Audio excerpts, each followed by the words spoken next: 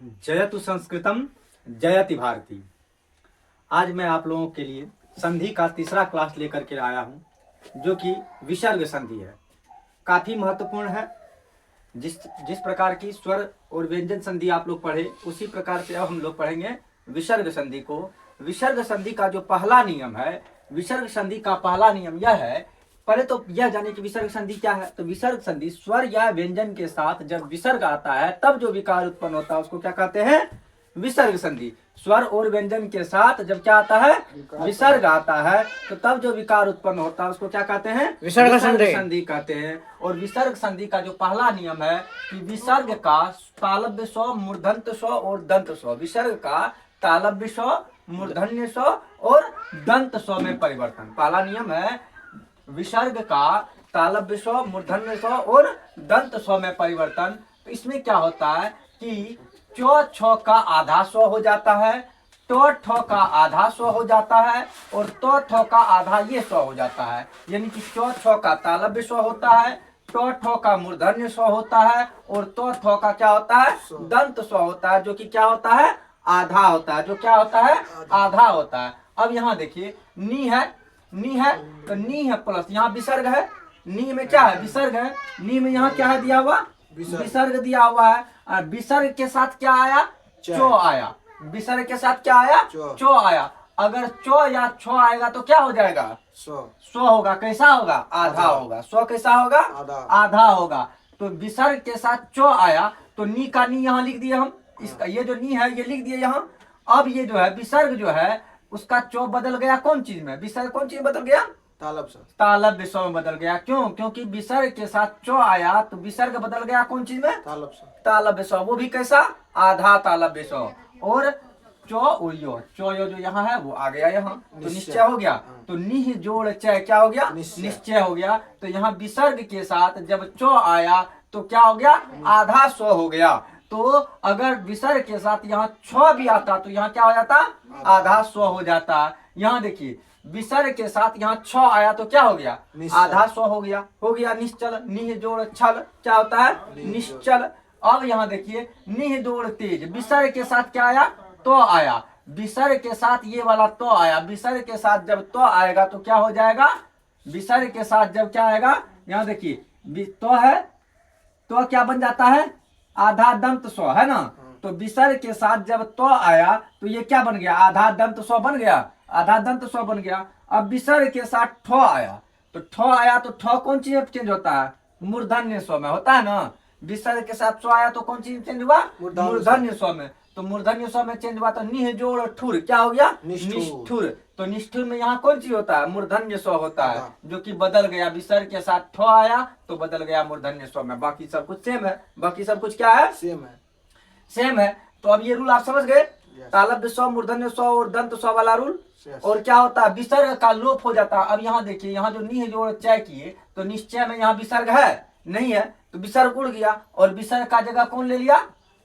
तालव्य स्व ले लिया। विसर्ग का जगह तालव्य स्व ले लेगा, मूर्धन्य स्व ले लेगा और दंत स्व ले लेगा। कहा किसका जगह लेगा? विसर्ग का जगह लेगा। बाकी सब कुछ क्या रहेगा? सेम रहेगा, है कि नहीं। अब रूल दूसरा पे आते हैं। दूसरा जो रूल है उसमें कहता है कि कभी कभी विसर्ग में कोई परिवर्तन नहीं होता। कभी कभी क्या होता है? विसर्ग में कोई परिवर्तन नहीं होता। केवल वही वर्ण फिर से जुड़ जाता है। जो वर्ण रहता है वही वर्ण क्या होता है? फिर से जुड़ जाता है फिर से।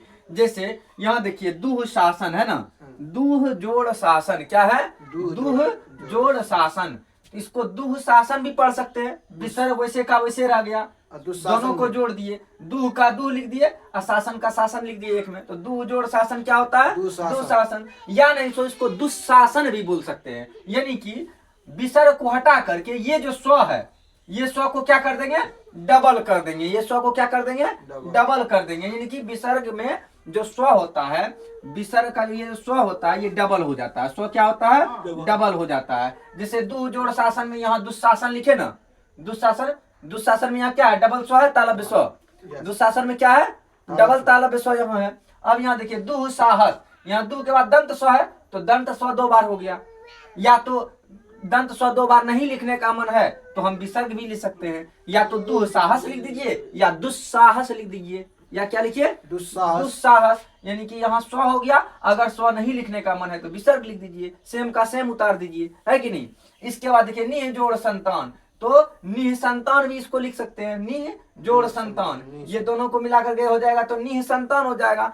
या नहीं तो ये विसर्ग के बदले में ये स्व डबल कर देंगे, निसंतान हो गया, है कि नहीं, निसंतान हो गया। तो ये वाला रूल समझ गए, रूल दूसरा आप लोग समझ गए, कोई दिक्कत इसमें नहीं।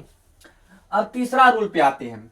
तीसरा रूल कहता है कि विसर्ग के बाद यदि क ख अथवा प फ, विसर्ग के बाद अगर क्या क और ख और प और फ, विसर्ग के बाद क्या क ख और अथवा प फ। फ, कहाँ तो विसर्ग के बाद, विसर्ग के बाद आए तो विसर्ग में कोई परिवर्तन नहीं होता है। विसर्ग के बाद अगर क्या आए क ख और प प फ आए तो विसर्ग में क्या होता है, कोई परिवर्तन नहीं होता है। जैसे विसर्ग रजह जोड़ कन, रजह धन कन, रजह कण, तो यहाँ देखिए रजह विसर्ग है यहाँ, अब विसर्ग के बाद यहाँ क्या आया कन।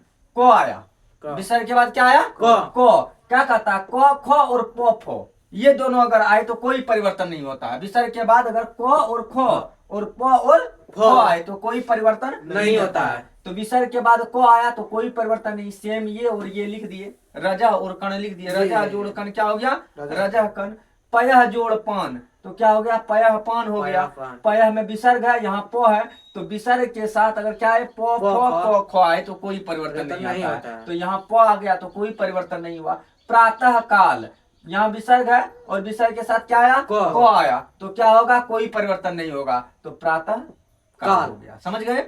अब दूसरा जो है रूल फोर्थ, रूल फोर्थ में हम लोग ये देखते हैं, चौथा जो रूल है उसमें यदि विसर्ग के पहले, अब ये अभी तक देख रहे थे विसर्ग के बाद, अब देखेंगे क्या विसर्ग के पहले हरस्व ई स्वर हो, तो विसर्ग के पहले क्या हो हरस्व ई, विसर्ग के पहले क्या हो हरस्व ई और हरस्व उ, और क्या हरस्व। विसर्ग के पहले अगर हरस्व ई और हरस्व उ स्वर हो तो विसर्ग का क्या हो जाता है मूर्धन्य स्व हो जाता है। कौन सा स्व हो जाता है मूर्धन्य स्व। कब होता है मूर्धन्य स्व, जब हर्षे ई और हर्षे उ रहता है। कब कहाँ रहता है तो विसर्ग के पहले रहता है। जब विसर्ग के पहले हर्षे ई या हर्षे उ रहता है तो क्या हो जाता है विसर्ग का मूर्धन्य स्व। अब यहाँ देखिए विसर्ग से पहले क्या है हर्षे ई है, विसर्ग से पहले हर्षे ई है नी में, यहाँ विसर्ग है विसर्ग से पहले हर्षे ई, यहाँ विसर्ग है विसर्ग से पहले हर्षे उ, यहाँ विसर्ग है विसर्ग से पहले हर्षे ई, है ना। यहाँ विसर्ग है विसर्ग से पहले हर्षे ई, है ना। तो विसर्ग से पहले हर्षे ई अगर रहे, हर्षे ई रहे और विसर्ग से पहले अगर हर्षे उ रहे तो क्या हो जाता है स्व हो जाता है। विसर्ग कौन चीज में बदल जाता है स्व में। कौन सा स्व में मूर्धन्य स्व में। जैसे दू जोड़ कर क्या हो गया दू का दू यहाँ लिख दिए, दू का दू यहाँ लिख दिए, दू का दू लिख दिए, और विसर्ग जो है यहाँ ये कौन चीज में बदल गया मूर्धन्य स्व में बदल गया। विसर्ग कौन चीज में बदल गया मूर्धन्य स्व में बदल गया, और कौर क्या हो गया दुष्कर हो गया। क्या हो गया दुष्कर। नी जोड़ पाप, तो नी का नी यहाँ लिख दिए, पाप का पाप लिख दिए, और ये जो विसर्ग है वो क्या हो गया आधा मूर्धन्य स्व हो गया। क्या हो गया आधा मूर्धन्य स्व। यहाँ नी का नी लिख दिए, फल का फल लिख दिए, और ये जो विसर्ग बदल गया वो कौन चीज में बदल गया आधा स्व में बदल गया। कौन सा स्व में मूर्धन्य स्व में बदल गया। क्यों बदला, क्योंकि विसर्ग से पहले हरस्व ई और हरस्व उ रहे, हर्षे ई और हर्षे उ रहे, तो क्या हो जाता है विसर्ग कौन चीज में बदल जाता है मूर्धन्य स्व में बदल जाता है। विसर्ग कौन चीज में बदल जाता है मूर्धन्य स्व में बदल जाता है। तो विसर्ग संधि का जो अगला रूल है वो है अगला रूल आपका कि यदि विसर्ग के पहले अ हो, यदि विसर्ग के पहले क्या हो अ हो और उसके पश्चात कोई घोष व्यंजन आए। घोष व्यंजन क्या होता है पहले इसको देखेंगे कि इसको समझेंगे कि घोष व्यंजन क्या होता है। तो घोष व्यंजन वर्ग का, वर्ग मतलब कवर्ग चवर्ग टवर्ग तवर्ग और पवर्ग, तो वर्ग का है कि नहीं, वर्ग का तीसरा चौथा और पांचवा वर्ण जो होता है, यानी कि कवर्ग का तीसरा क्या होता है क ख ग होता है तीसरा, और चौथा वर्ण क्या होता है कवर का? घ होता है। और पांचवा वर्ण क्या होता है? अंग होता है। तो इसको क्या कहते हैं? घोष वर्ण। इसको क्या कहते हैं? घोष वर्ण। घोष वर्ण में घोष व्यंजन किसको कहते हैं? यानी कि गो घ और अंगों को, जो झ और या को, डो ढ और नो को, दो ध और नो को, बो भ और मो को। यानी कि तीसरा वर्ग का तीसरा चौथा और पांचवा जो वर्ण होता है, तीसरा चौथा पांचवा, पहला दूसरा को छोड़ करके, क ख को छोड़ करके, च छ को छोड़ करके, ट ठ को छोड़ करके, जितना भी क्या होता है वर्ण होता है उसको क्या कहते हैं? घोष व्यंजन। घोष व्यंजन कहते हैं। और यो रो लो व और हो, तीसरा चौथा वर्ग का तीसरा चौथा पांचवा, और यो रो लो व और हो को घोष व्यंजन कहते हैं। तो यही कहता है कि यदि विसर्ग के पहले अ हो और उसके बाद विसर्ग के बाद तीसरा चौथा और पांचवा यो रो लो वो हो में से कोई भी चीज हो तो क्या होता है? तो वो ओ हो जाता है। क्या हो जाता है? ओ हो जाता है। क्या हो जाता है? ओ हो जाता है। जैसे आधा जोड़ गति क्या हो गया? अधोगति हो गया ना, अधोगति। अब यहाँ आधा है, विसर्ग है, क्या कहता है? विसर्ग से क्या कहता है? विसर्ग के पहले ओ, तो विसर्ग के पहले ओ है, विसर्ग के पहले ओ, और बाद में तीसरा वर्ण है गो, को ख गो, बाद में तीसरा वर्ण है, बाद में यहाँ कौन सा वर्ण है? तीसरा वर्ण है दो, तो थो दो, तीसरा वर्ण है। यस। विसर्ग के बाद में यहाँ क्या है? जो तीसरा वर्ण है, छो छो जो है कि नहीं। और यहाँ विसर्ग के बाद बो है क्या? प फ बो, तीसरा वर्ण है। अगर तीसरा वर्ण यहाँ रहे, चौथा वर्ण रहे, पांचवा वर्ण रहे, या यो रो लो वो हो में से कुछ रहे, तो क्या हो जाता है? उसका ओ हो जाता है। क्या हो जाता है? ओ हो जाता है। जैसे कि अधा जोड़ गति, तो अधा का अधो लिख दिए, गति का गति लिख दिए, अब बीच में विसर्ग क्या हो गया? ओ हो गया, हो गया अधोगति, हो गया अधोगति। पयः जोड़ दो क्या हो गया? पयोद हो गया। पयः धन दो क्या हो गया? पयोद। सरह धन जो क्या हो गया? सरोज हो गया। और मनः धन बल क्या हो गया? मनोबल हो गया। ठीक है। और आगे के रूल को हम देखते हैं। जो अगला रूल है कि ओ और आ के साथ, किसके साथ? ओ और आ के साथ कोई भी स्वर आए, कोई भी क्या आए? स्वर आए। ओ आ हर से ही दीर्घ ही, हर से उ दीर्घ वो कोई भी स्वर आए तो क्या हो जाता है? रो हो जाता है। रो हो जाता है। किसके साथ? ओ और आ के साथ। वो ओ और आ के साथ, हाँ, कोई भी स्वर आए, ओ और आ के साथ कोई भी स्वर आए तो क्या हो गया? रो हो गया। तो दुह जोड़ भाग्य क्या हो गया? दुर्भाग्य। यहाँ रो हुआ ना, है कि नहीं? यहाँ रो हुआ ना, यहाँ रो हुआ, निर्यात में रो हुआ ना, तो नी दू है ना, तो इसके साथ जब भी आया क्या हो गया? यहाँ बीच में रो हो गया। बीच में क्या हो गया? सब कुछ सेम रहा, बीच में क्या हो गया? रो हो गया। तो दुह धन भाग्य दुर्भाग्य, दुह धन गुण दुर्गुण, निह धन यात या निह जोड़ यात क्या हो गया? निर्यात हो गया। तो बीच में सबका क्या आ रहा है? रो आ रहा है। क्या आ रहा है? रो आ रहा है। अब अगला जो रूल है उनको हम लोग ध्यान से देखते हैं। अगला रूल में क्या है कि रूल 7 में कहता है कि यदि विसर्ग के आगे क्या है? यदि विसर्ग के आगे रो व्यंजन हो, विसर्ग के आगे रो व्यंजन, विसर्ग के आगे रो व्यंजन, विसर्ग के आगे रो व्यंजन, है ना?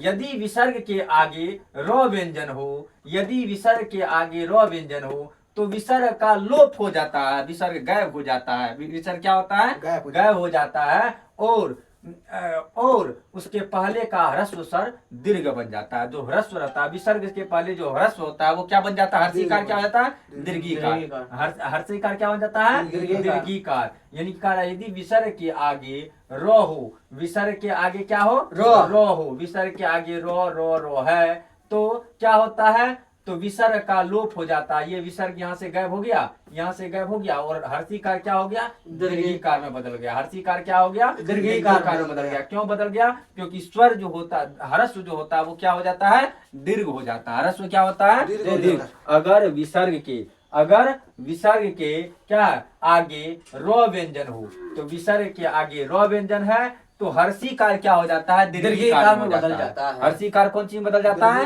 दीर्घिकार में बदल जाता है। जैसे निह जोड़ रोग क्या हो गया? निरोग। तो यहाँ हर्षिकार दीर्घिकार में बदल गया। यहाँ कह रहा है कि विसर्ग के बाद रो है, विसर्ग के बाद रो है, विसर्ग के बाद रो है, तो तो सब कुछ सेम है, निरोग का निरोग रहने दिए, लेकिन हर्षीकार को क्या कर दिए, दीर्घीकार कर दिए। हर्षवीकार को क्या कर दिए, दीर्घईकार कर दिए। तो निह धन रोग, निरोग, निह धन रस, निरस, निह धन रव, नीरव, नीरव हो गया। अब जो आगे का रूल है, अंतिम रूल है विसर्ग संधि का अंतिम रूल, इसी के साथ आप लोग का संधि जो है वो खत्म हो जाएगा, संधि का जो क्लास है वो खत्म हो जाएगा। और इसमें कुछ है तोड़ने सब वाला, जो कि आप लोग को बाद में बताया जाएगा, उसका ट्रिक के माध्यम से कैसे किसी संधि को कैसे तोड़ा जाता है, जोड़ा जाता है। ये आप लोग का एक क्लास लेंगे, 1 से 2 क्लास लेंगे, जिसमें कि आपको तोड़ने जोड़ने के लिए बढ़िया से सिखा दिया जाएगा, उसका प्रैक्टिस करवा दिया जाएगा। तो पहले जो है आप लोग हम देखते हैं 8वां रूल, जो क्या है नेक्स्ट रूल, अंतिम रूल, ठीक है, जो है वो है कि कुछ शब्दों में विसर्ग स्व बन जाता है। विसर्ग क्या हो जाता है, कुछ शब्दों में विसर्ग क्या बन जाता है, स्व बन जाता है। जैसे नमः जोड़कार, तो नम का नम यहाँ लिखा हुआ है, कार का कार लिखा हुआ है, लेकिन ये जो विसर्ग है ये क्या बन गया, स्व बन गया, आधा स्व बन गया। ये जो विसर्ग है ये क्या बन गया, आधा स्व बन गया। बाकी पूर और पूर, कार और कार लिख दिए, और ये जो विसर्ग है वो क्या बन गया, आधा स्व बन गया। तो कहा मतलब नियम है, नियम यह है कि जो कुछ शब्द होता है जहाँ की आपको दंत स्व बन जाता है, कुछ शब्द में क्या होता है, विसर्ग जो होता है वो क्या बन जाता है, दंत स्व। विसर्ग क्या बन जाता है, दंत स्व। जैसे नमः धनकार क्या होता है, नमस्कार, पुरः धनकार, पुरस्कार। तो यहाँ विसर्ग जो है वो क्या हो गया, आपका स्व का रूप ले लेता है। तो आज सभा इतनी भई, धन्यवाद।